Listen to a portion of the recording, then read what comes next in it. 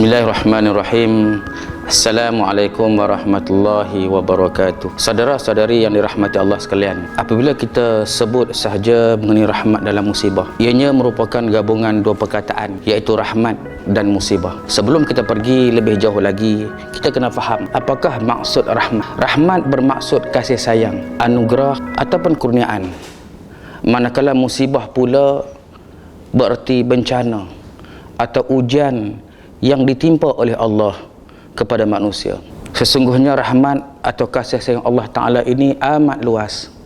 Dalam Al-Quran, dalam suratul An'am ayat 147, Allah Ta'ala berfirman, A'udzubillahi minasyaitonir rajim, faqur rabbukum zu rahmatin wasi'ah, yang bermaksud Tuhan kamu mempunyai rahmat yang luas, yang melimpah ruah. Cuba kita renung dalam diri kita.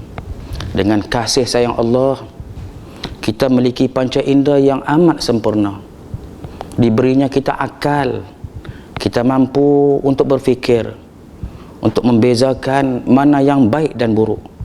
Berbeza dengan makhluk ciptaan Allah yang lain, yang punyai otak tapi tidak mampu untuk berfikir. Itu baru jasad kita. Jelasnya amat banyak sekali rahmat Allah. Rahmat kasih sayang Allah Ta'ala ini boleh kita nyatakan dalam dua bentuk. Yang pertama, Allah Ta'ala kurniakan rahmat kasih sayang Allah dalam bentuk yang menggembirakan. Contohnya, pasangan yang baru berumah tangga memang inginkan zuriat.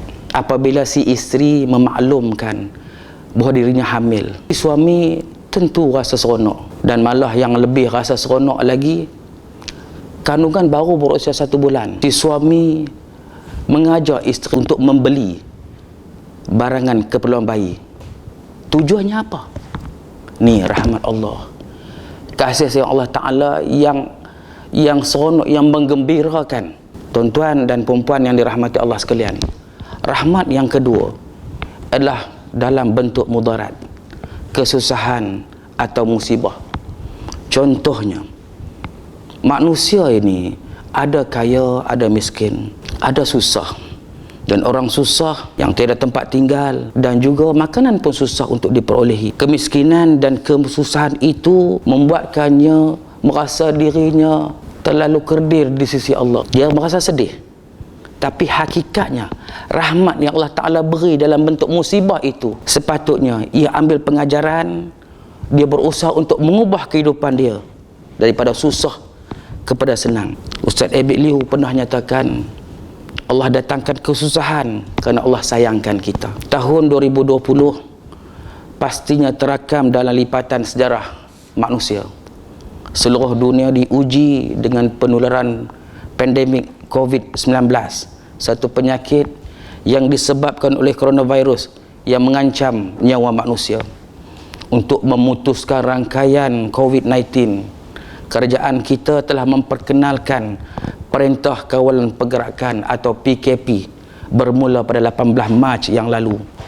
Ini diikuti pula dengan Perintah Kawalan Pergerakan Bersyarat pada 13 Mei, dan kini kita berada dalam fasa ketiga, iaitu Perintah Kawalan Pergerakan Pemulihan. Tujuannya untuk memutuskan rangkaian virus COVID-19 di Malaysia.